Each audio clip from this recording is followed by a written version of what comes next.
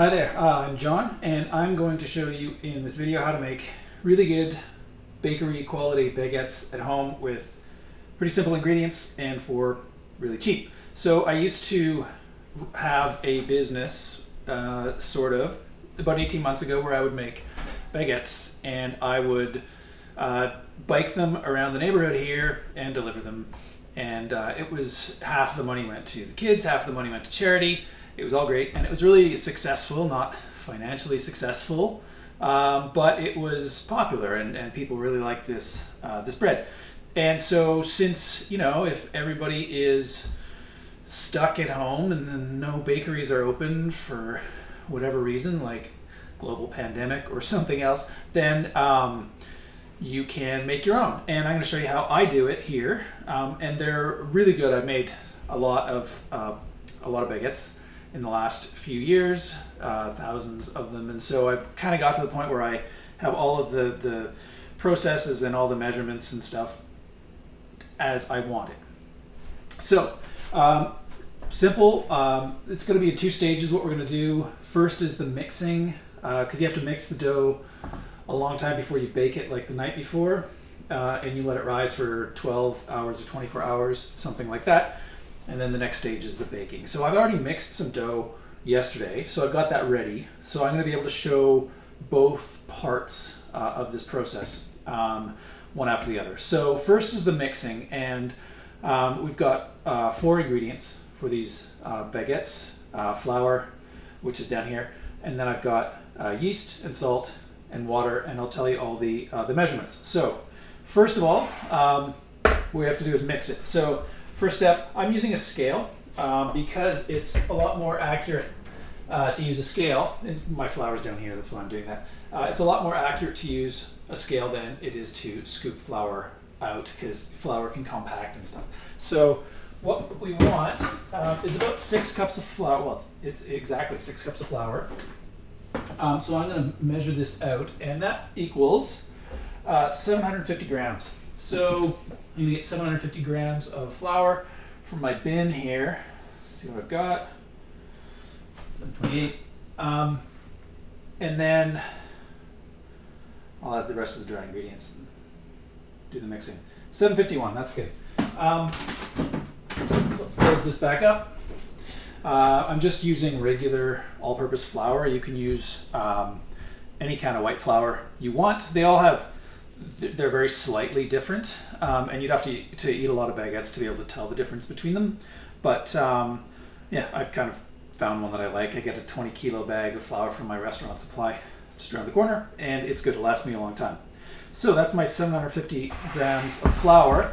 Next up is yeast. This is instant dry yeast. It's not active yeast. The difference with this one is, with active yeast, recipes say you get some warm water and then you mix a little bit of active yeast in the water, wait till it starts bubbling, and then you mix it in with the dough. This is way easier. You just put it right in the flour when you mix it. So instant dry yeast. You can also get this from the local grocery store, the restaurant supply store. This is a half a teaspoon of yeast. Just dump it in there on top of the flour. And then we've got salt, just regular old salt, any salt you want. Cheap salt, expensive salt, doesn't matter. And then just a little less than a tablespoon of salt for that. And then that's the dry ingredients. I'm going to mix these together so that we don't have like pockets of yeast or salt in here.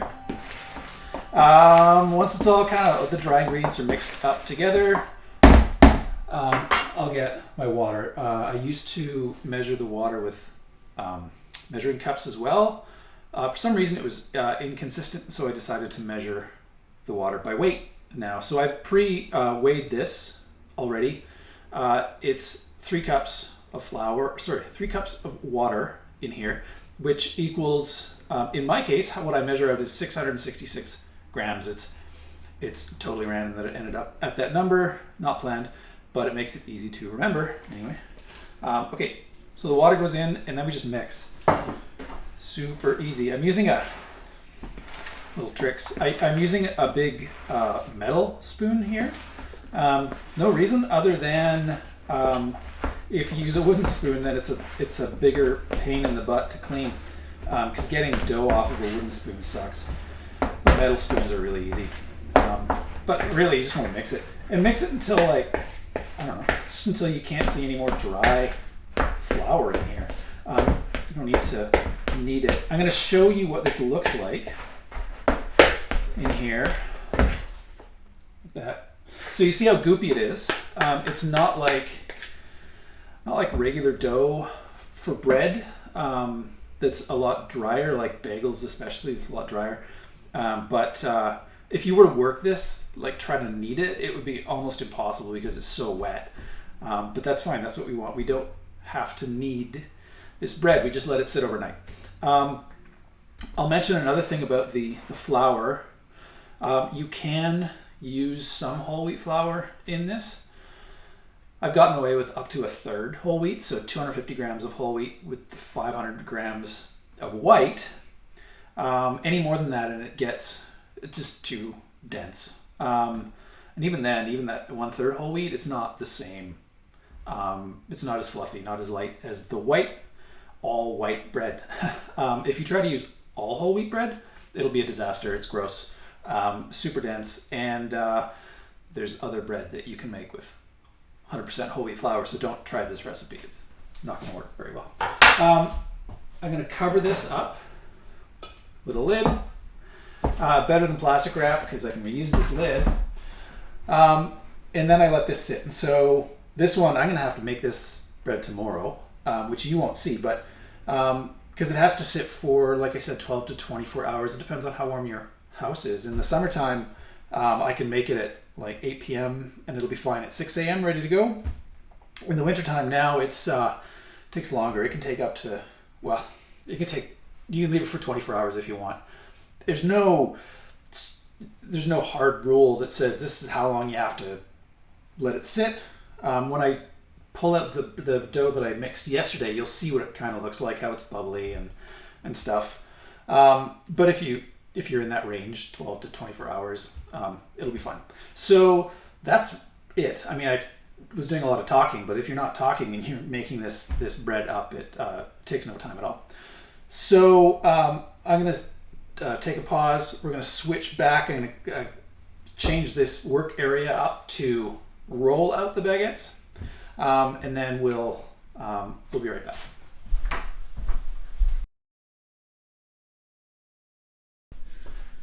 Okay, so we're back now and ready to roll, literally, with the next step. This is the part where we're going to be shaping the baguettes, putting them in the baguette pans, and then I'm going to rotate the camera to our oven, and I'll show you what I do when I put them in because there's a little trick. So yeah, what we've got here, I'll give you the lowdown. This is the dough that I mixed last night. Or actually yesterday afternoon because it's kind of cold in here.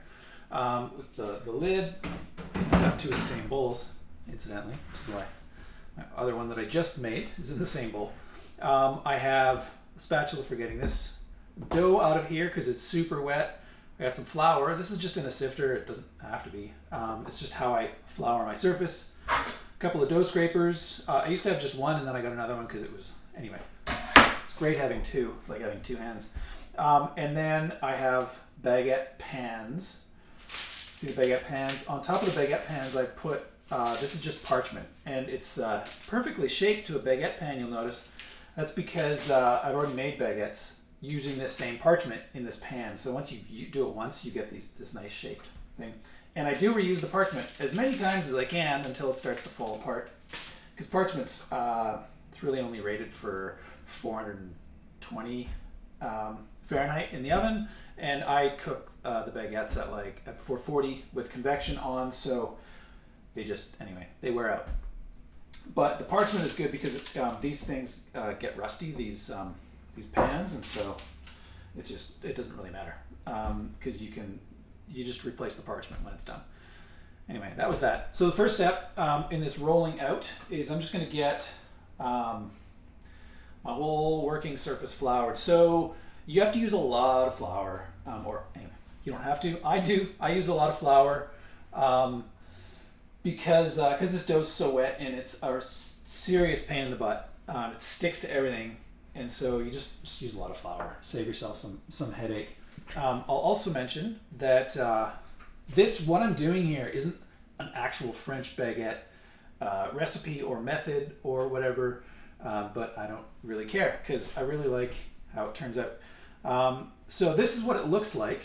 You can see goopy, really bubbly, and I've got a picture. I'll take a picture of it and post it alongside the video later on as well.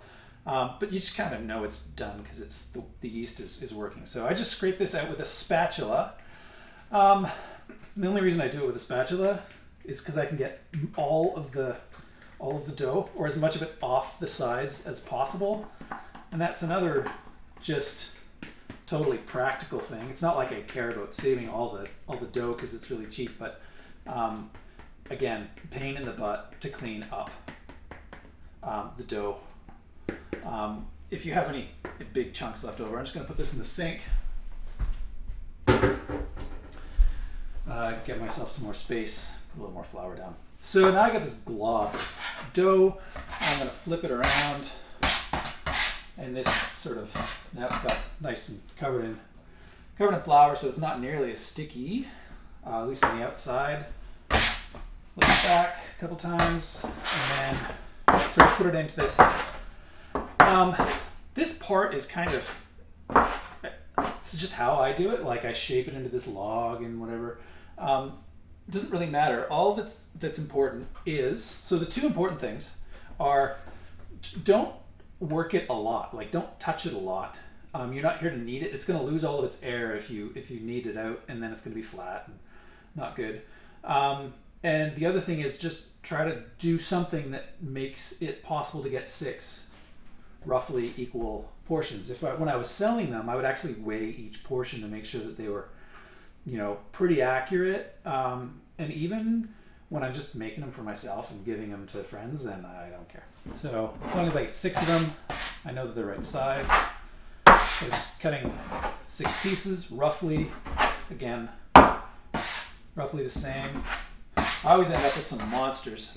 Like this one's going to be huge, but like I said, not selling these. So you notice that I keep on putting flour down. It's because these things are still super sticky. And if I went to, anyway, you'll find out as soon as you try to do it. So rolling it out, you'll see that it rolls out really easily and really quickly. You don't have to touch it. You can just pick it up, plop it on the pan. Simple, like literally just like that. Because it's not stretchy, it just does what you want. And I'm touching it as little as possible. Sometimes you'll notice, you can see this one, if you can, it's kind of opened up and like, anyway, there's a seam here and it's opening up. So if that ever happens, it's actually a good thing. I'll do it and I'll put the seam on top. So when it bakes, it's actually going to crack along that seam. This is why the other thing that I try to do is not twist it. Like, I wouldn't ever twist it like that. Because I want, if there's going to be a seam or something like that, again, you do it yourself and you'll notice that the lines start to run parallel to each other instead of crossing the bread. Put the big lines on the top, the big seams on the top. When these come out of the oven, you'll see how they broken, how they cracked and opened up in the bread, and that's actually really good because then it just means that the bread has more room to grow up and bigger pockets of air. It's really amazing and delicious. So here's the last one. Pretty fast, like I said. Roughly even. That's good. And then I just, nice thing about having 2 of these is that when you clean it off, you can use the one to clean off the other one, and then you can carry the dough or the extra flour over to your garbage bin. I won't bother you with watching the cleanup of this. I'm just going to move these over to the oven, and then we'll go on to the next step. which is the baking part, which is pretty easy. I mean, this all is pretty easy. I'm talking through it, so it's taking me forever, but if you do it and you're not talking to a camera, then yeah, it's really fast. So, a couple things about the oven before I cut again and point the camera that way. I've got it preheated, or it's preheating right now. Preheat to 500, so super hot. That's as hot as my oven can go. I might preheat to 550 if I could, if I had the option. I don't. But it preheats. It takes 15 minutes on my oven to preheat to 500. I leave it for another 15 minutes to make sure it's like really, really, really hot. And inside the oven, I have a cast iron pan on the bottom rack, which you'll see when I put the bread in.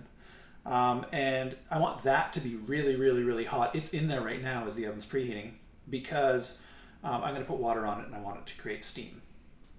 This will all become obvious when I point the camera, but I have to do that so fast that I can't really talk through it so much. So that's why I'm talking through it now. So 500. When you actually put the bread in, you lower the temperature. I have a convection oven, which means there's a fan inside that blows the air around. With convection ovens, you actually drop the temperature, but keep the time the same. So I use 440 degrees. This is Fahrenheit. With the convection on for 20 minutes. I'll probably revisit this when I put the baguettes in there. If you don't have a convection oven, I've tried other people's ovens with this a little bit, and at 480 seems to be about right. So if you don't have a convection oven, just a regular oven, use 480, but keep everything else the same. It's super easy to try this. Like, you can try it every day for weeks if you wanted to, because it's not super expensive, and it's kind of fun to experiment. If you find that it's too dark, then you can keep the temperature lower. If your oven is running too hot, whatever, just experiment. But anyway, I'm going to cut now. I'm going to wait till the oven is preheated properly, and then we'll come back and I'll throw these things in the oven. You'll see how that goes.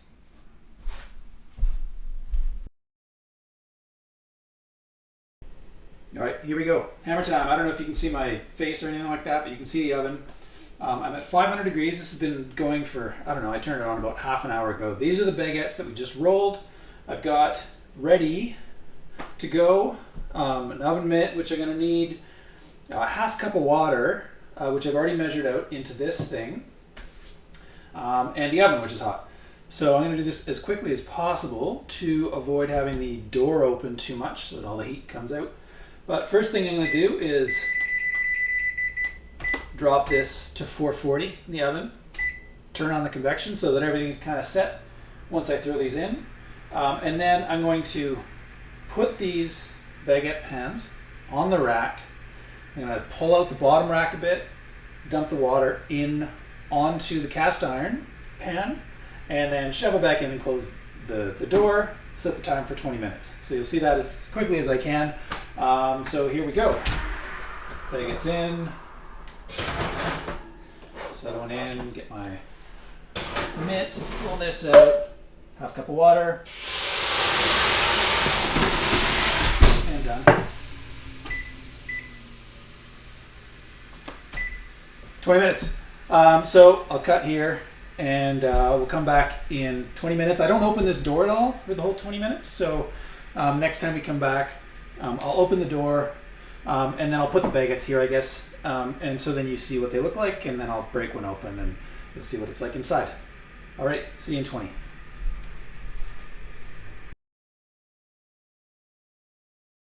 Okay, so we're 15 seconds away from this round of baguettes being done. As soon as the timer goes off, this has been 20 minutes. I'm going to take them out, put them on the cooling rack, and then see how it all goes and do a little summary. All right, timer's done. Out they come.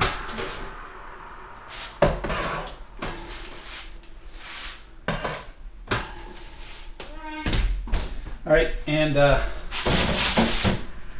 shuffle them onto the cooling rack.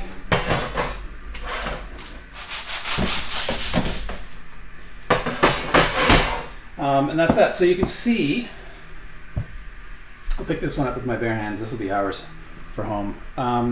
See how it's, anyway, see what it looks like. It's nice and dark on the edges, and this is 20 minutes is about the perfect time to do these. And that's that. They're, you shouldn't, they're great when they're hot, but when they're too hot, you can't actually open them up right away, or shouldn't, because they get a little gummy. So even like 5 minutes or 7 minutes or something like that waiting is good, and then you can open it up. But when once these things have cooled, I'll put them back over to the island, open it up, and we'll see what it looks like and what you can expect. All right.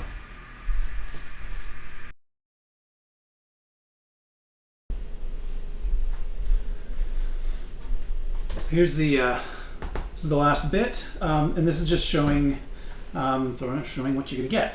So here's the baguette that we took out. It's cool now, so I'm just gonna cut a little bit. We got a big air pocket in that, which is nice. That's what you're gonna expect. It's nice looking bread, really tasty, and with the bakeries closed, you can make this yourself. So this actually is another one that I made as well. I was talking about that whole wheat when I was mixing them up, and I thought, oh, I should actually try this out, because it's been a while. So this one's come out more recently, so it's hotter, but I'm actually a little surprised that it turned out so well, because I don't remember it being, it's always been less good than the white ones, but this one looks pretty good. So anyway, that's a third whole wheat, which is what you can get. So anyhow, if you have any questions, then let me know. I'll try to put links to all of the